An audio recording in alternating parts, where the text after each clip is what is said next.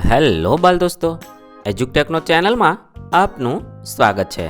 આજે આપણે શીખીશું ધોરણ 6 વિષય હિન્દી પાઠ 7 યહ ભી એક પરીક્ષા, જે બીજા સત્રમાં આવે છે। પાઠના અભ્યાસ અને સ્વાધ્યાયના પ્રશ્નોની સમજ મેળવીશું।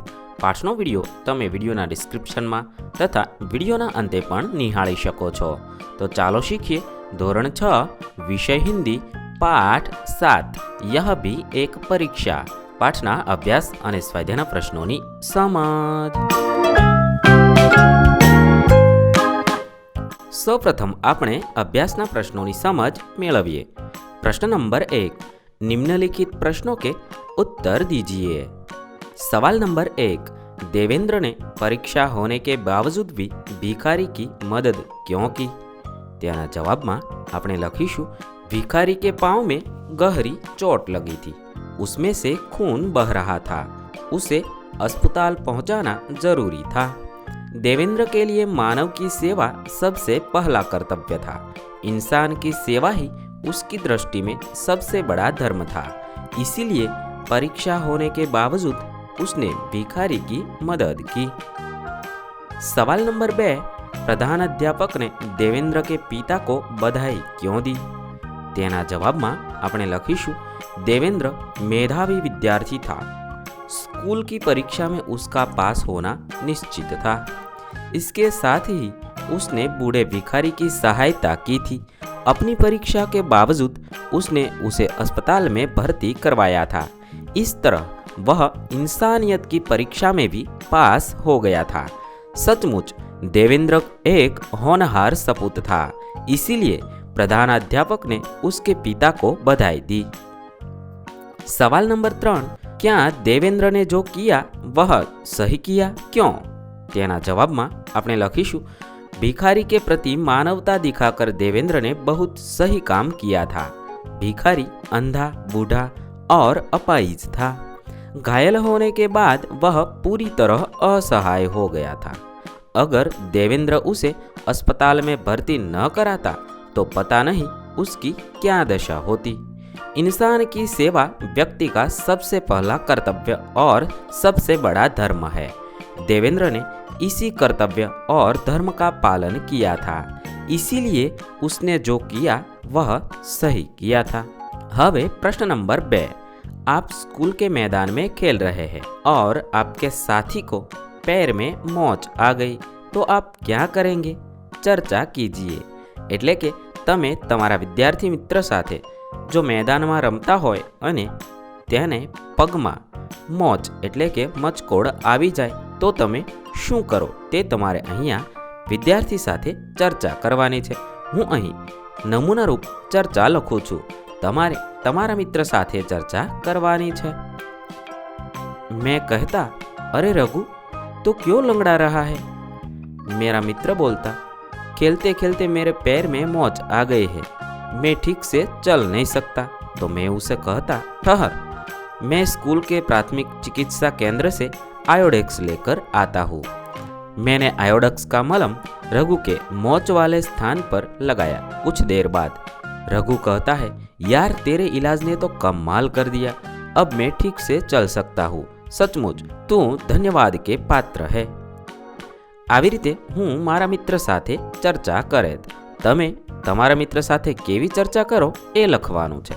હવે પ્રશ્ન નંબર 3, लिंग के आधार पर वाक्य सही है या गलत? अगर वाक्य गलत है तो सुधार कर दोबारा लिखिए।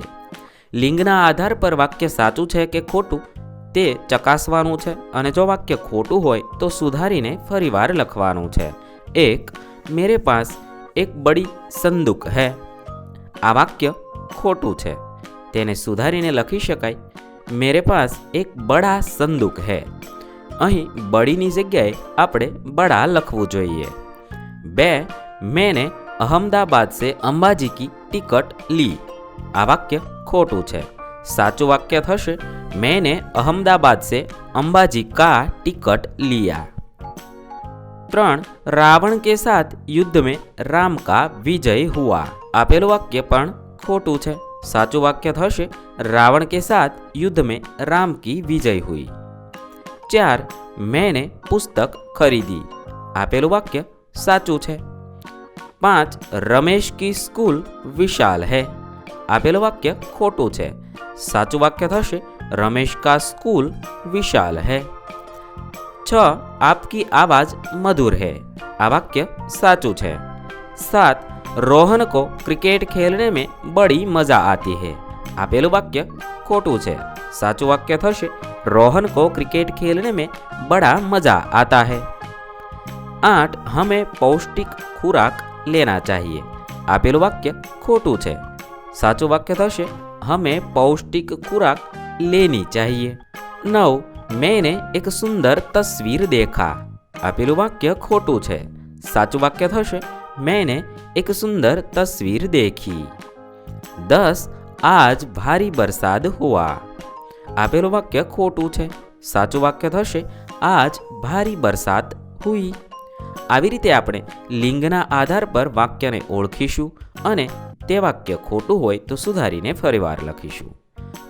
प्रश्न नंबर 4 निम्नलिखित वाक्यों का वचन परिवर्तन करके वाक्य फिर से लिखिए। અહીં આપેલા વાક્યનું વચન પરિવર્તન એટલે કે એક વચન હોય તો બહુવચન કરવાનું, બહુવચન હોય તો એક વચન કરી અને વાક્ય ફરીવાર લખવાનું છે। 1 लड़के मैदान में खेल रहे हैं। આપેલું વાક્ય બહુવચન છે, તેને એક વચનમાં લખી શકાય लड़का मैदान में खेल रहा है। 2 आकाश में पक्षी उड़ रहे हैं। આપેલા વાક્યને એક વચનમાં લખી શકાય आकाश में पक्षी उड़ रहा है। 3 मैंने आज एक व्यक्ति की मदद की। આપેલું વાક્ય એક વચન છે, તેને બહુવચનમાં લખી શકાય मैंने आज कई व्यक्तियों की मदद की।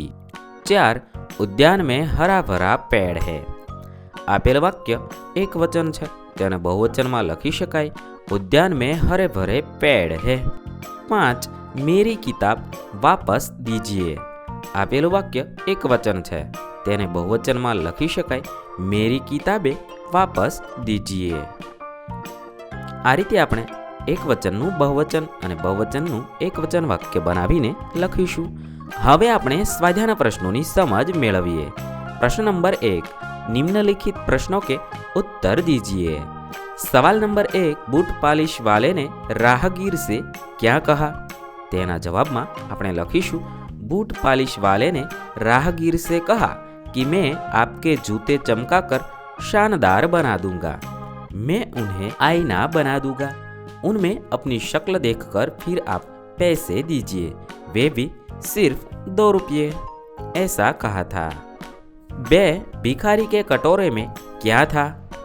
तेना जवाब में આપણે લખી શકીએ भिखारी के कटोरे में कुछ पकौड़िया, अमरूद, रोटी के टुकड़े और कुछ रेजगारी थी। सवाल नंबर 3 देवेंद्र भिखारी को अस्पताल क्यों ले गया। तेना जवाब में આપણે લખીશું अंधे भिखारी को किसी ने साइकिल की टक्कर मार दी थी, उसकी टांग में जख्म हो गया था, वह सड़क के बीचों बीच पड़ा था, उसे तुरंत इलाज की जरूरत थी, इसीलिए देवेंद्र भिखारी को अस्पताल ले गया। सवाल नंबर 4 देवेंद्र ने भिखारी के लिए क्या किया। तेना जवाब में આપણે લખી શકીએ अंधा और बूढ़ा भिखारी राह के बीच पड़ा करा रहा था, देवेंद्र ने उसे वहां से उठाकर फुटपाथ पर बिठाया, जो रोटी बाहर गिर गई थी वह कटोरे में डाल दी, सड़क पर उसके बिखर गए पैसे भी कटोरे में डाल दिए। भिखारी के पांव में लगे घाव से खून बह रहा था, इसीलिए देवेंद्र उसे सहारा देकर अस्पताल ले गया और वहां उसने भिखारी को भर्ती करा दिया। सवाल नंबर 5 प्रधान अध्यापक ने देवेंद्र के घर फोन क्यों लगाया। तेना जवाब में આપણે લખી શકીએ प्रधान अध्यापक को बताया गया कि परीक्षा शुरू हो गई थी, परंतु देवेंद्र नहीं आया था। देवेंद्र मेधावी छात्र था, वह उन विद्यार्थियों में था जो प्रथम श्रेणी में आते हैं। उसके अभी तक न आने से प्रधान अध्यापक चिंतित हो उठे।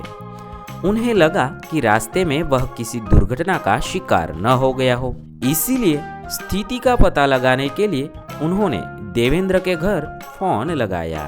હવે પ્રશ્ન નંબર 2 નિમ્નલિખિત વાક્ય कौन किसे कहता है लिखिए। આપેલા વાક્ય કોણ કોને કહે છે તે લખવાનું છે। एक अंधा है क्या, देख कर नहीं चलता, मेरे कप टूट गए। आपेलू वाक्य चाय वाला एक बालक से कहता है। 2 जीते रहो बेटा, भगवान तुम्हें अच्छे नंबर से उत्तीर्ण करे। यह वाक्य भिखारी विद्यार्थी देवेंद्र से कहता है।